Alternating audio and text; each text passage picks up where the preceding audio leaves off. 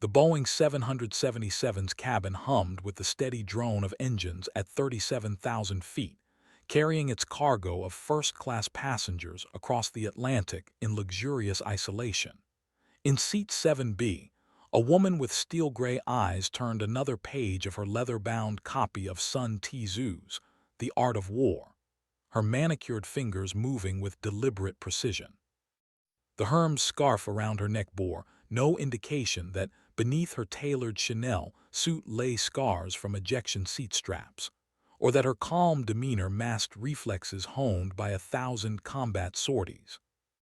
Vivienne Blackthorne, billionaire defense contractor, former Air Force colonel, and the most decorated female fighter pilot in military history, had been reading the same passage for the third time when the intercom crackled to life. "Ladies and gentlemen, this is Captain Martinez. We're experiencing some technical difficulties and may need to make an unscheduled stop. Please remain seated with your seatbelts fastened." The tremor in the captain's voice was barely perceptible, but Vivienne's trained ear caught it immediately. She'd heard that same tone countless times in her 20-year military career, the carefully controlled panic of a pilot facing the impossible. Her fingers unconsciously moved to her throat, feeling for dog tags that were no longer there, replaced now by a strand of South Sea pearls worth more than most people's homes. Through the small porthole, she watched two F-22 Raptors slide into formation alongside their aircraft, their sleek profiles cutting through the afternoon sky like surgical instruments. The sight sent an electric thrill through her nervous system, muscle memory flooding back with startling clarity. The other passengers noticed them now too, pointing and murmuring with the kind of nervous excitement that comes from witnessing something extraordinary from the safety of their leather seats. But Vivienne saw what they couldn't: the tension in the Raptor pilots' body language, the way their aircraft maintained perfect position despite the turbulence, the subtle adjustments that spoke of extreme proficiency under pressure. These weren't training flights or ceremonial escorts. These were combat-ready fighters shadowing a commercial airliner for reasons that made her blood run cold. The captain's voice returned, steadier now but carrying an undertone that made experienced travelers shift uncomfortably. "We've been asked to divert to Edwards Air Force Base. There's no cause for alarm, but we ask for your patience and cooperation." Vivienne closed her book and removed her reading glasses, her transformation beginning even before she understood why it was necessary. Captain Elena Martinez gripped the yoke with white knuckles, her 15 years of commercial aviation experience suddenly feeling inadequate for whatever was unfolding 37,000 feet above the Mojave Desert.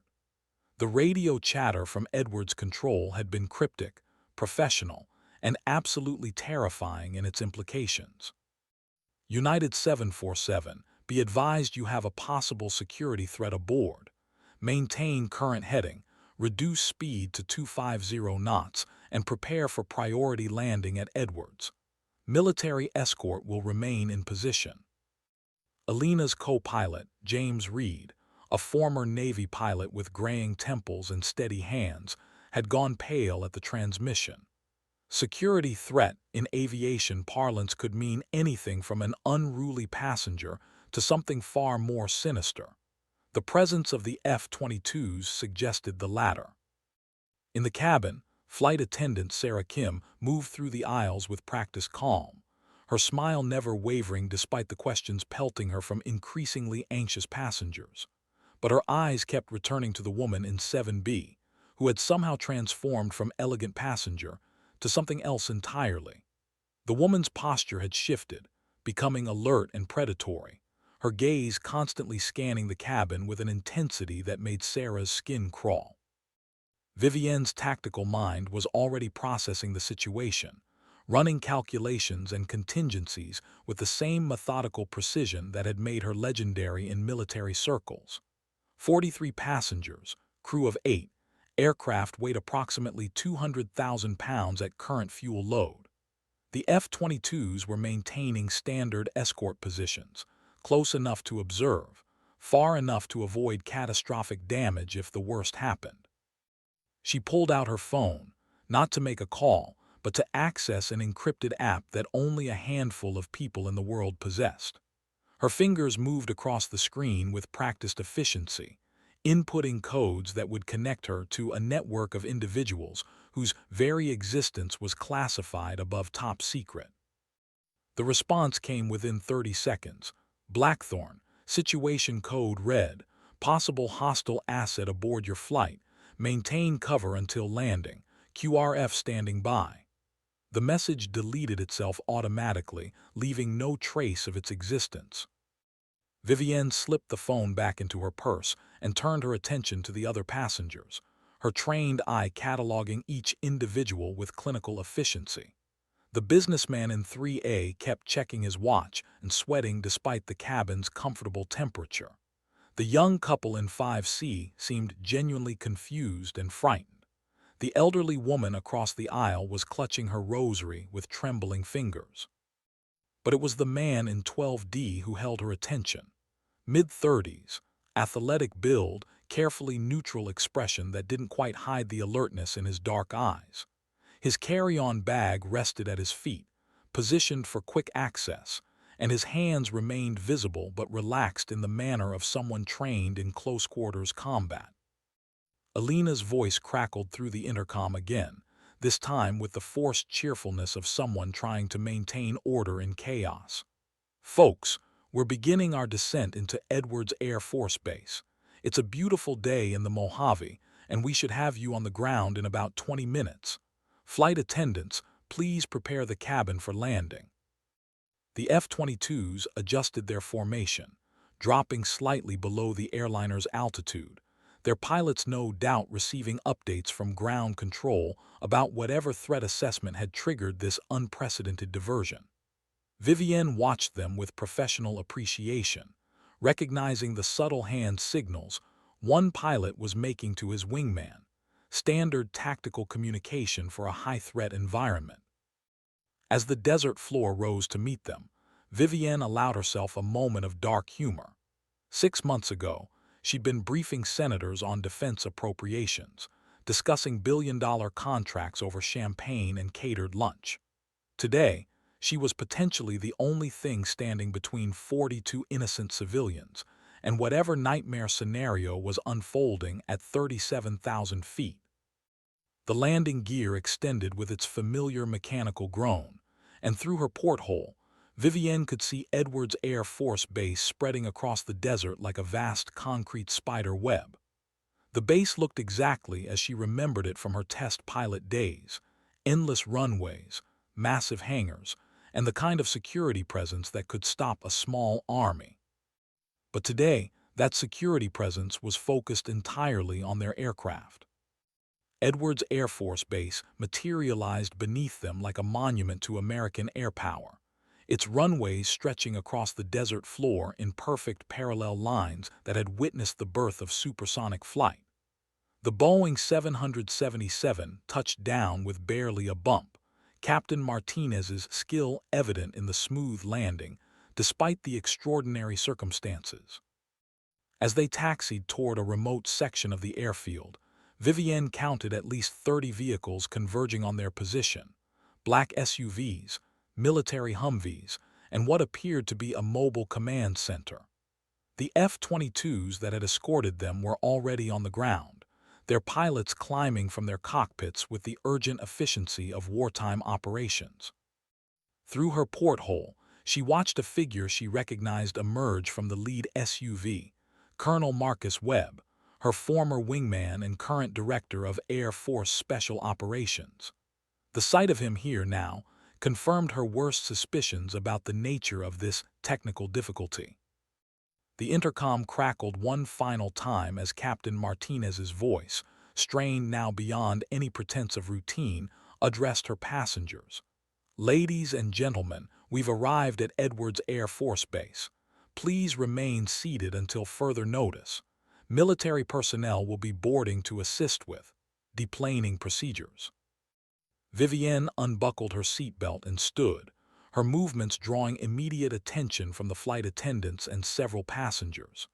The man in 12D, her primary suspect, tracked her movement with eyes that confirmed every suspicion she'd harbored during the flight. "Ma'am, please remain seated." Sarah Kim approached with professional concern, masking personal fear. Vivienne smiled, an expression that held no warmth but infinite confidence.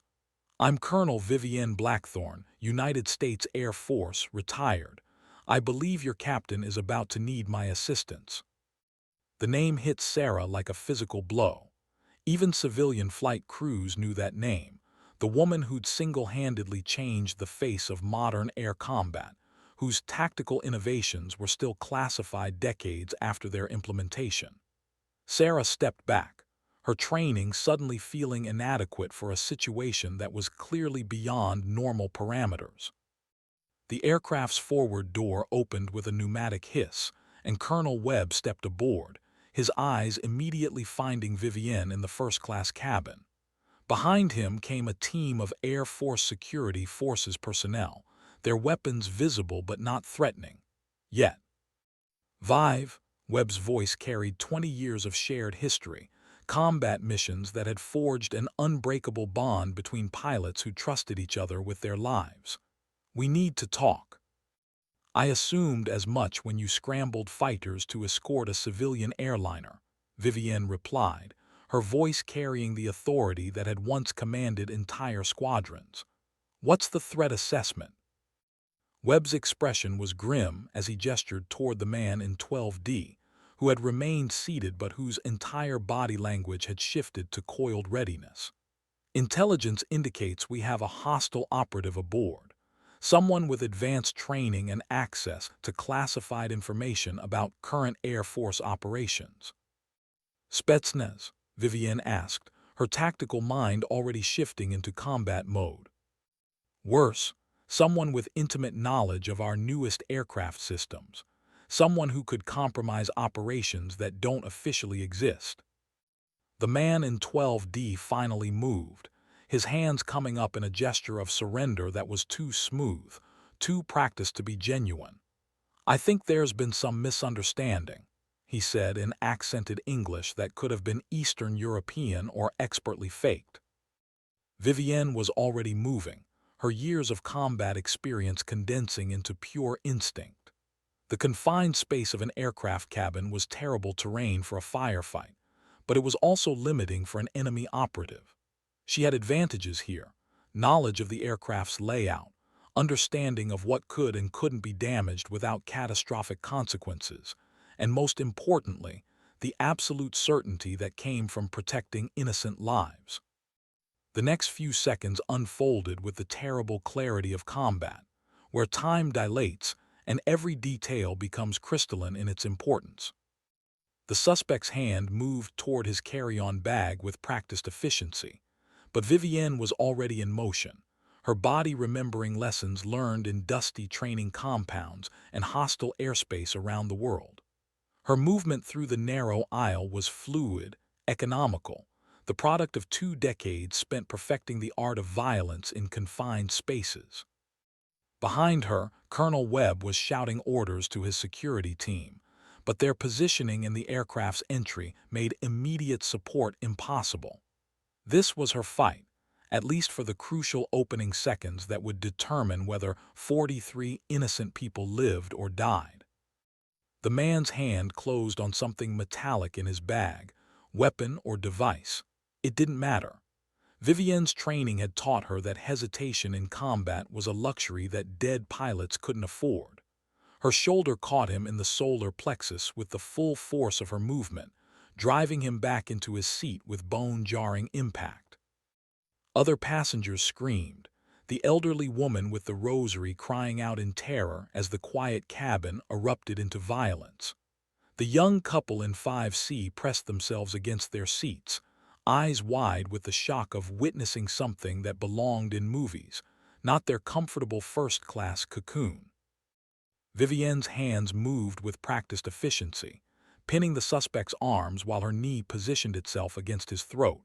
Enough pressure to control, not enough to kill unless necessary. This close, she could see the details that confirmed her assessment. The calluses on his hands from weapon handling, the slight bulge of body armor beneath his civilian clothes, the microscar near his left ear that suggested surgical modification to his appearance. "Device or weapon?" she asked, her voice deadly calm despite the adrenaline flooding her system. His smile was answer enough, too confident for a man in her position, carrying the kind of certainty that came from having backup plans within backup plans. "Both, Colonel Blackthorne, though I must say your reputation precedes you." Webb and his team were moving up the aisle now, weapons drawn but unable to get clear shots in the confined space. "Vive, step back. We've got him." "No," she replied without taking her eyes off the suspect.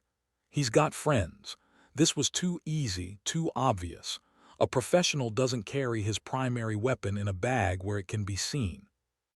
Even as she spoke, her peripheral vision caught movement from the back of the aircraft. A flight attendant, not Sarah Kim, but the male attendant who'd been working the rear galley, was moving forward with purpose that had nothing to do with passenger service. The realization hit her like ice water. They weren't dealing with a single operative. This was a coordinated operation, and they'd walked directly into it by landing at Edwards. The base itself might be compromised. "Webb, 12 o'clock rear galley," she called out, her voice carrying the command authority that had once coordinated complex airstrikes. "Secondary hostile, probably armed." The aircraft cabin, which moments before had been a sanctuary of luxury travel, had become a battlefield where every seat back could hide an enemy, and every service cart could conceal weapons. Vivienne's mind automatically shifted to tactical assessment, limited maneuverability, civilian noncombatants, unknown number of hostiles, and the terrible possibility that this entire scenario had been orchestrated to draw her specifically into a trap. Because the more she thought about it, the more certain she became that this wasn't random. Someone had known she would be on this flight, known exactly how she would react, and planned accordingly. The question was no longer whether they could contain the situation. The question was whether any of them would survive what came next. Colonel Webb's security team moved with the precision of special operations professionals, their training evident in how they adapted to the aircraft's confined environment. The lead operator, a sergeant whose name tape read TORRES, had already identified the threat from the rear galley and was moving to intercept.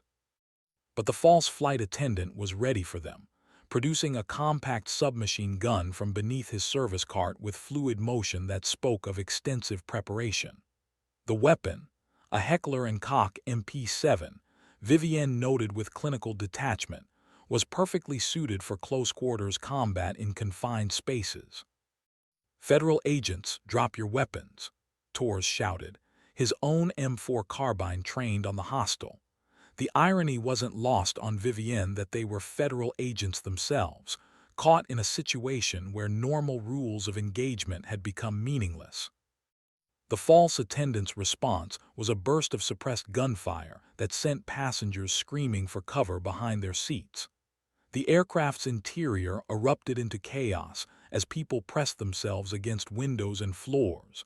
The comfortable cabin transformed into a nightmare of ricocheting bullets and shattered plastic. Vivienne used the distraction to drive her knee deeper into her suspect's throat, cutting off his air supply just enough to render him unconscious. His body went limp beneath her, but her satisfaction was short-lived as she realized the true scope of what they were facing. Through the aircraft's windows, she could see movement on the tarmac, not the expected Air Force security response, but vehicles and personnel whose positioning suggested a coordinated assault on the base itself. The black SUVs that had surrounded their aircraft were disgorging armed figures whose uniforms she didn't recognize. "Webb," she called out over the sound of gunfire, "this isn't just about the aircraft. They're hitting the base." His response was lost in the chatter of automatic weapons as Torres and his team engaged the rear hostile. The confined space worked against everyone. The Air Force operators couldn't use their superior training and equipment effectively, while the hostiles were limited in their maneuverability. Sarah Kim appeared beside Vivienne, her flight attendant training overridden by pure terror but her instincts still focused on protecting passengers. The emergency exits. Should we evacuate? Vivienne glanced toward the aircraft's exits, seeing what Sarah couldn't. Figures positioning themselves outside, weapons ready to cut down anyone who attempted to leave. Negative. We're safer inside for now. But even as she said it, she knew their safety was temporary at best. The attackers had clearly planned for every contingency, including the presence of Air Force security. This wasn't a spur-of-the-moment operation. It was a meticulously planned assault with objectives that extended far beyond hijacking a single aircraft. The unconscious man beneath her stirred slightly, and she noticed something that made her blood run cold. Attached to his belt, partially concealed by his jacket, was a device she recognized from classified briefings, a tactical nuclear detonator, no larger than a smartphone but capable of triggering a warhead that could level the entire base. The scope of the threat had just escalated beyond anything they could handle with conventional tactics. This wasn't terrorism, it was warfare. The tactical nuclear device changed everything. Vivienne's mind raced through possibilities and probabilities, each scenario more terrifying than the last. Edwards Air Force Base housed some of the military's most sensitive programs, experimental aircraft, classified weapons systems, and enough personnel to constitute a major strategic target. "Webb, we need to evacuate the base," she called out, her voice cutting through the gunfire. "They're not here for the plane. This is a decapitation strike." Colonel Webb's expression shifted from tactical focus to strategic horror as he processed her words. Edwards wasn't just any air base. It was the birthplace of American aerospace superiority, home to programs that wouldn't see public acknowledgement for decades. If it fell to hostile forces, the implications would reshape global power dynamics. The gunfire from the rear of the aircraft had stopped, replaced by an ominous silence that suggested either resolution or escalation. Torres appeared at the forward bulkhead, blood streaming from a graze on his left temple but his weapon still ready. "Hostile neutralized," he reported, "but we've got bigger problems. Ground control reports multiple breach points around the perimeter. This is a full-scale assault." Through the aircraft's communication system, they could hear fragments of radio chatter from the base's emergency frequencies, frantic reports of coordinated attacks on the control tower, the main hangar complex, and the classified research facilities. Whoever had planned this operation understood Edwards' vulnerabilities with intimate precision. Vivienne stood slowly, her hand still positioned to disable her unconscious captive if necessary. "How many personnel on base today?" "Approximately 8,000, Webb replied, his face pale with the magnitude of what they were facing, including civilian contractors and visiting foreign liaison officers. The numbers were staggering. 8,000 people, many of whom had no combat training, caught in the middle of what was rapidly becoming a battlefield. The attackers had chosen their timing perfectly: maximum personnel, minimum security alert level, and the confusion created by the aircraft diversion. Outside the porthole, Vivienne could see black smoke rising from multiple points across the base. The attackers weren't just seeking to capture Edwards, they were systematically destroying it. This wasn't about stealing secrets or taking hostages. This was about eliminating America's aerospace advantage permanently. "The device," she said, pointing to the detonator on her captive's belt. "If they've got nuclear assets in play, we need to assume they're willing to level the entire installation rather than let it fall back into our hands." Webb's expression grew even grimmer. "Scorched earth. Take out our most important research facility and everyone in it, blame it on a terrorist attack, and cripple our air superiority programs for the next decade." The aircraft shuddered slightly as something struck the fuselage. Not gunfire, but something heavier. Through the windows, they could see figures in tactical gear moving closer, setting up equipment that looked suspiciously like breaching charges. "They're going to blow the aircraft," Torres observed with professional calm. "We need to move, now." But moving meant exposing themselves to whatever forces were waiting outside, and staying meant being vaporized when the charges detonated. Vivienne's tactical mind searched for options, finding none that didn't involve significant casualties among the innocent passengers who had become unwilling participants in what was rapidly becoming World War III. The elderly woman with the rosary was still praying, her voice a constant murmur of desperate faith in a situation that seemed beyond divine intervention. The young couple held each other tightly, their vacation trip having become a nightmare beyond imagination. And through it all, Vivienne felt the weight of responsibility that had defined her military career, the absolute obligation to protect those who couldn't protect themselves, regardless of the personal cost. The first breaching charge detonated with a concussive force that shattered windows and sent debris flying through the cabin. Emergency oxygen masks dropped from their overhead compartments, adding to the chaos as passengers struggled to understand what was happening to them. Vivienne grabbed Colonel Webb's arm, her mind racing through tactical options that all seemed to end in catastrophe. "The experimental hangar, Building 77. If they haven't taken it yet, there might be assets we can use." Webb nodded grimly. Building 77 housed aircraft that officially didn't exist, prototypes of next-generation fighters and strategic bombers that represented decades of research and development. If those fell into enemy hands, the technological advantage would shift permanently. But reaching Building 77 meant crossing nearly 2 miles of open ground under hostile fire, with 43 civilians in tow and no guarantee that their destination hadn't already been compromised. The second breaching charge was positioning now, visible through the shattered windows as tactical teams prepared to storm the aircraft. Vivienne could see their equipment, military-grade, professionally deployed, with the kind of coordination that suggested extensive planning and rehearsal. "Passengers, listen to me," she called out, her voice carrying the authority of command despite the chaos around them. "We're going to evacuate this aircraft, and you're going to follow my instructions exactly. Your lives depend on it."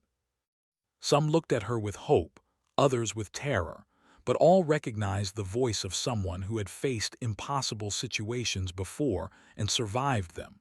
In the next few minutes, that recognition might be all that stood between them and annihilation.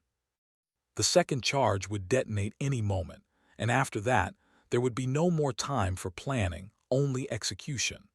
Vivienne checked her watch, a Rolex Submariner that had been through more combat zones than most soldiers, and made her final calculations. 0 hour was 30 seconds away. The second breaching charge detonated with devastating precision, blowing out the aircraft's main exit door and sending a shockwave through the cabin that left ears ringing and vision blurred. Through the smoke and debris, tactical teams poured into the aircraft with the fluid efficiency of special operations professionals. But they weren't American uniforms. Vivienne recognized the equipment immediately: Russian FSB tactical gear, with modifications that suggested these weren't regular military units, but something far more specialized. The lead operator wore no identifying marks, but his weapon handling and movement patterns screamed Spetsnaz Alpha Group, the kind of elite forces that officially didn't exist in operational theaters. Colonel Blackthorne, the lead figure, spoke in accented but perfect English, his voice carrying the calm confidence of someone in complete control of the situation. "You will come with us.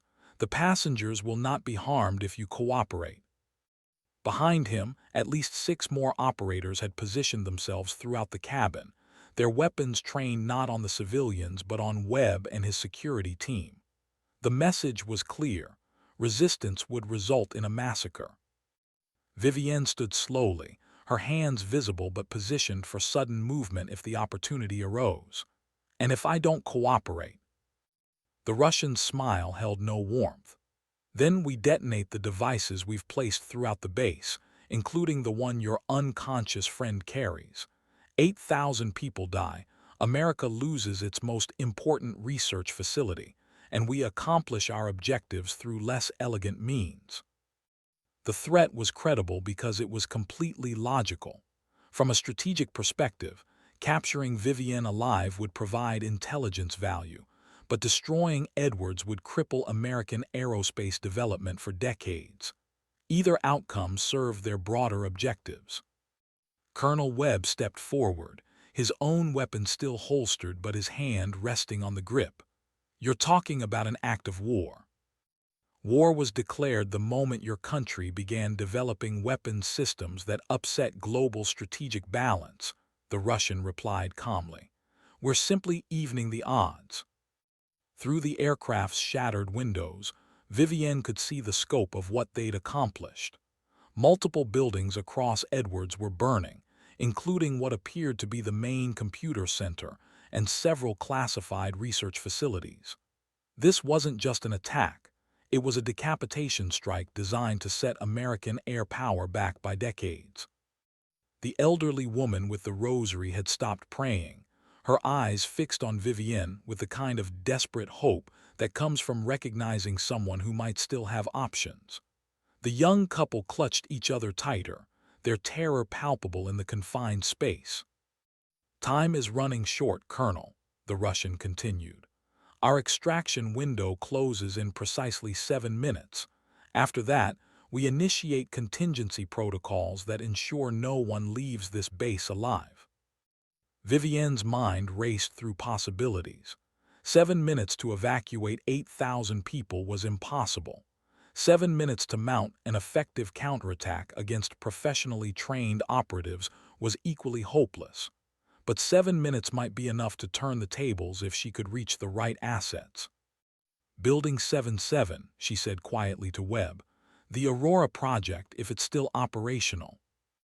Webb's eyes widened slightly as he understood her implication. The Aurora project was so classified that its existence was denied even in congressional briefings. But if the prototype was functional, it might represent their only chance of preventing total catastrophe. The Russian had been listening to their exchange with professional interest. "Ah, you think to reach your experimental aircraft. Unfortunately, Building 77 was our first target. Your Aurora prototype is currently burning along with its research data." The words hit Vivienne like a physical blow. Aurora had been America's answer to hypersonic threats, a reconnaissance aircraft capable of speeds that would revolutionize strategic intelligence gathering. Its loss represented not just tactical defeat but strategic disaster. But something in the Russian's tone suggested he was bluffing, using psychological warfare to maintain control of a situation that might not be as secure as he claimed. The gamble was enormous, but every instinct told her that their only chance lay in calling that bluff. Vivienne's assessment of the Russian's microexpressions confirmed her suspicions. He was lying about Aurora. The slight tension around his eyes, the fractional delay before speaking, the way his grip on his weapon had tightened when she mentioned Building 77. These were tells she'd learned to read during interrogations in places that didn't appear on any map.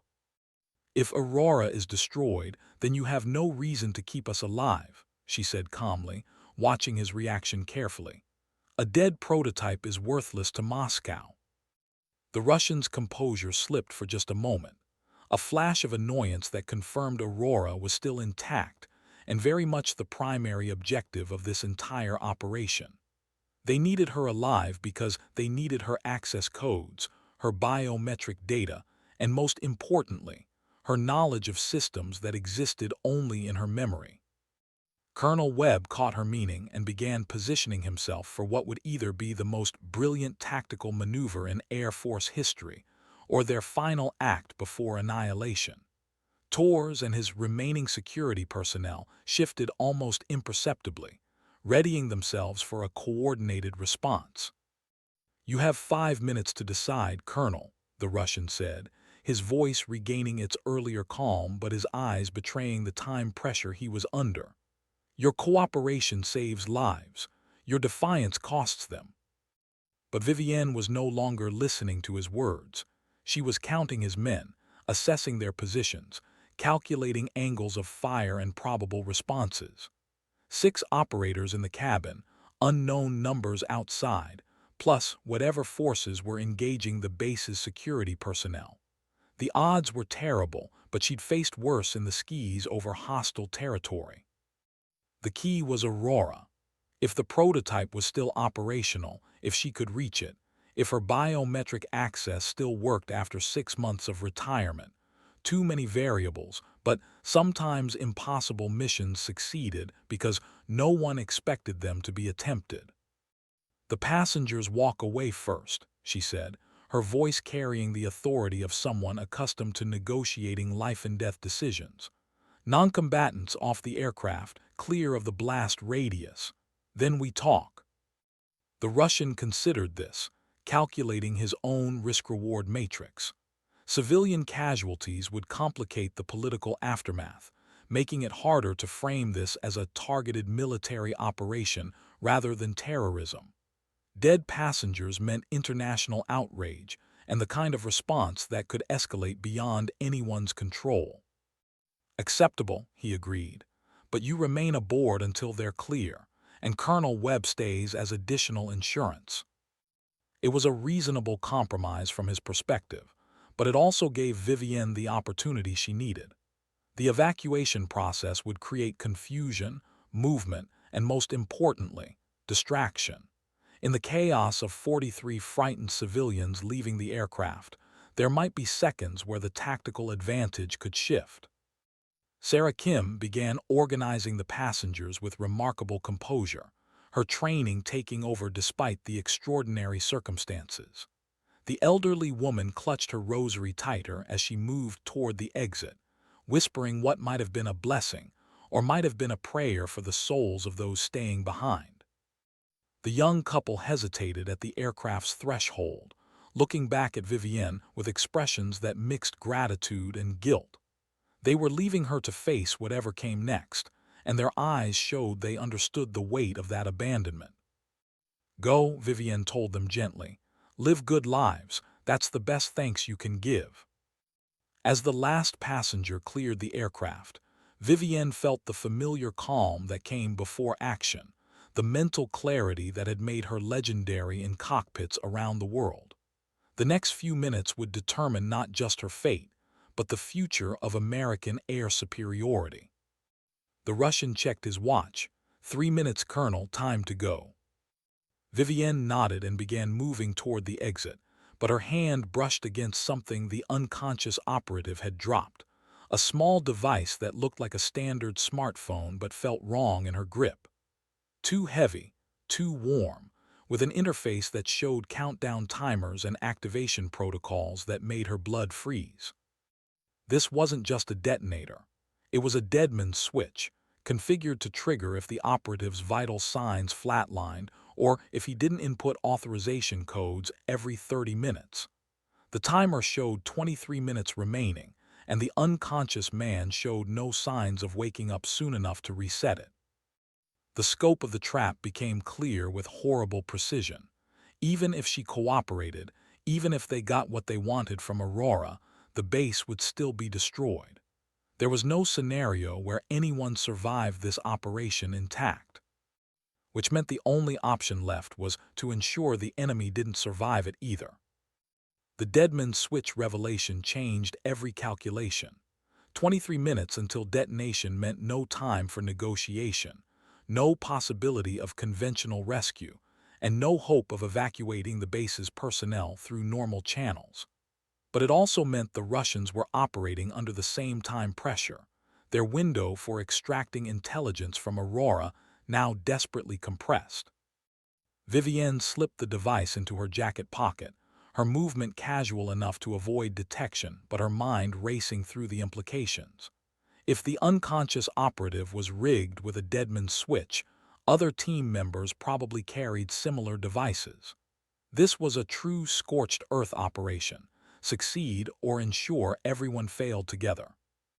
"Colonel, we need to move," the Russian operative urged, his own awareness of time pressures becoming more apparent. His men were shifting nervously, professional composure cracking under the weight of a mission timeline that allowed no margin for error.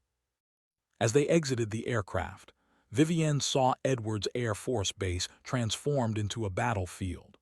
Black smoke rose from at least 7 different locations, the skyline punctuated by explosions that spoke of systematic destruction. But Building 77 remained intact in the distance, its unique profile unmistakable against the desert landscape. The evacuation convoy, a mixture of captured Air Force vehicles and the Russians' own transport, was waiting on the tarmac. Colonel Webb was already secured in the lead Humvee, his hands zip-tied but his eyes alert, constantly assessing their captors and their route toward the classified hangar. "Your Aurora project," the Russian said as they walked toward the vehicles, "represents a quantum leap in reconnaissance capability. Hypersonic flight, stealth characteristics beyond current detection methods, and intelligence-gathering systems that could reshape global surveillance. Moscow has great interest in such capabilities." Vivienne said nothing, but her silence spoke volumes. Aurora was more than just an aircraft. It was the culmination of decades of Black Project research, incorporating technologies that wouldn't reach conventional forces for decades. Its capture would provide the Russians with a technological advantage that could shift the balance of power permanently. The ride across the base revealed the full scope of the assault.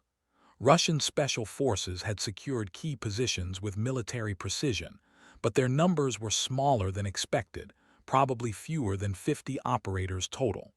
This was a surgical strike, not an invasion, relying on speed and surprise rather than overwhelming force. They passed the burning remains of the computer center, where decades of research data were being systematically destroyed. Whatever they couldn't steal, they would ensure America couldn't use. The strategy was brutally effective and strategically brilliant. Building 77 loomed ahead, its blast-resistant construction having protected it from the explosions that had damaged surrounding structures. But the real protection was its isolation. Located nearly a mile from the main base complex, it had been designed to contain experimental aircraft whose very existence was denied by official sources. As their convoy approached the building's perimeter, Vivienne noticed something that gave her the first glimmer of hope since this nightmare began. The external security systems were still active, their sensors tracking the approaching vehicles with targeting computers that remained under American control. The building's automated defenses hadn't been compromised, which meant Aurora's systems might still be secure. If she could reach the aircraft, if her access codes still worked, if the prototype was fueled and ready for flight, another string of impossible variables that somehow felt more achievable with each passing minute. The Russian operative's radio crackled with urgent communications in rapid-fire Russian. Vivienne's knowledge of the language, acquired during Cold War intelligence operations, let her understand fragments of the conversation. Time pressure, security concerns, and most ominously, references to final protocols that suggested their extraction window was closing faster than planned. 20 minutes remained on the deadman's switch. 20 minutes to either save thousands of lives or die trying. In the annals of impossible military missions, the odds had rarely been worse. But Vivienne Blackthorne had built her legend on achieving the impossible, and today would either add to that legend or end it permanently. Building 77's exterior revealed why it had survived the initial assault. The structure wasn't just blast-resistant, it was fortress-like, designed to withstand direct attacks by conventional weapons. Its walls were reinforced concrete 3 feet thick, its windows bulletproof composites that could stop armor-piercing rounds, and